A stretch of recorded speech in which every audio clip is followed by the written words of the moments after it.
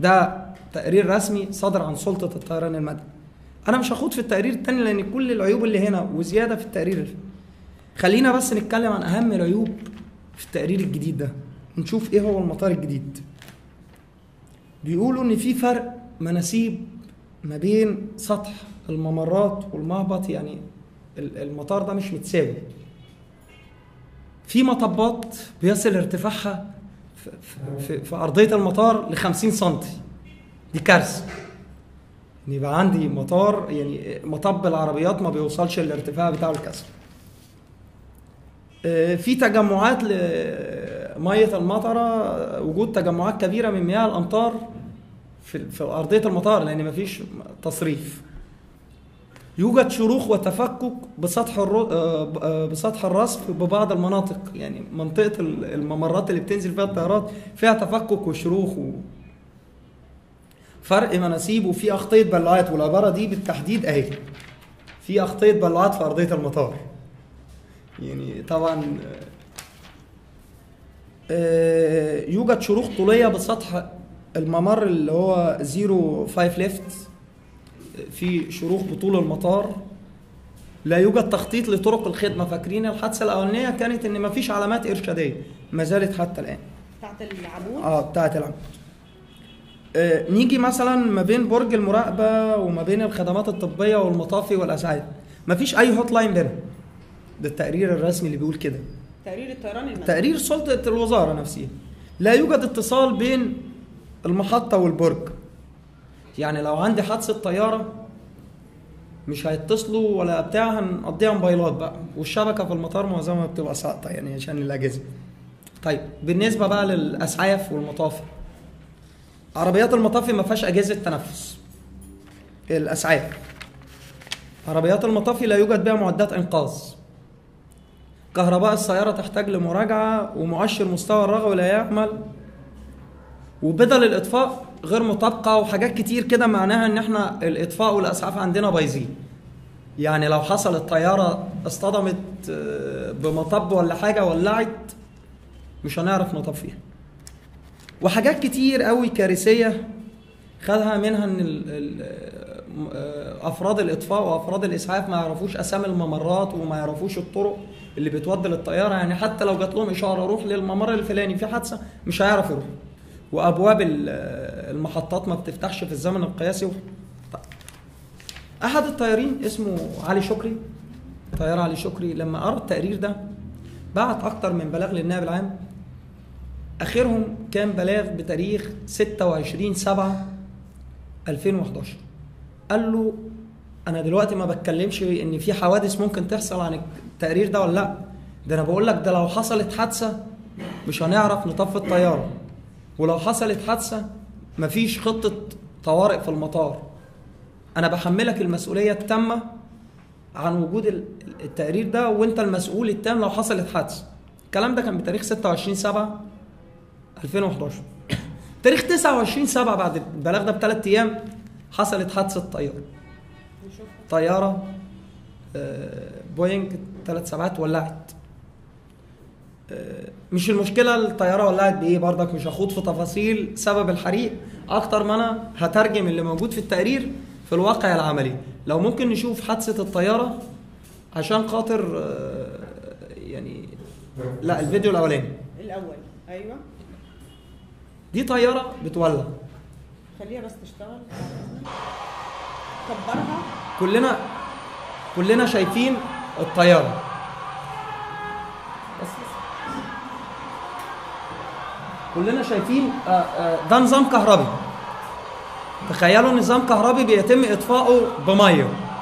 انا مش تارك لكم انتوا، يعني انت لو عربيتك بتولع او في حريق ماس كهربي في بيت ما ينفعش انك تطفيه بميه. دي خراطيم ميه والميه بتطرطش على الناس يعني كان ناقص يستعينوا باهالي النزهه ويجيبوا جرادل الميه عشان يطفوا الطياره. شايفين الميه خارجه عليهم ازاي طبعا حادثة الطيارة دي بتاريخ 29/7/2011. أنا مش بتكلم عن العيب السبب في الحادثة، أنا بتكلم عن إن أنا المفروض عندي خطة طوارئ المفروض ان انا بطفي بخراطيم ميه. ده واحد من العيوب اللي ذكرها ده موجود في التقرير ان احنا ما عندناش منظومه الاطفاء متهالكه تماما.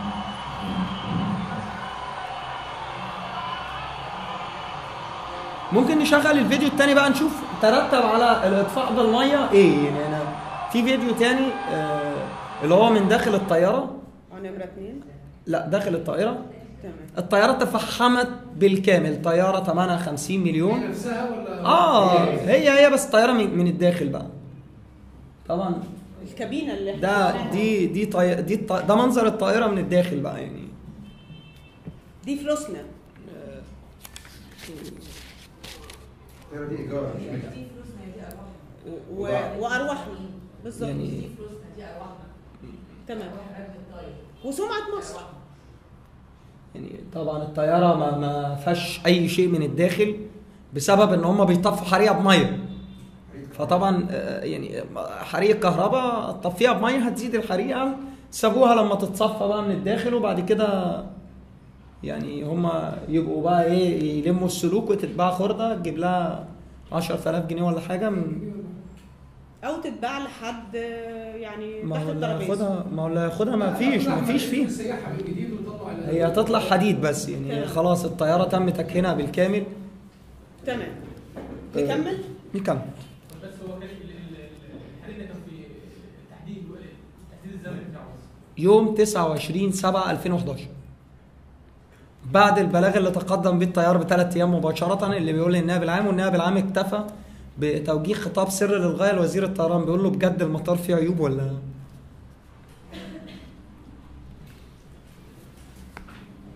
يعني فكرة السلامة واحدة من الأشياء اللي تم إدراجها في التقرير بتاع سلطة الطيران المدني، إنه تيرمينال 3 الجزء رقم 3 من مطار القاهرة اللي هو بيحسب للفريق شفيق بأنه إنجاز.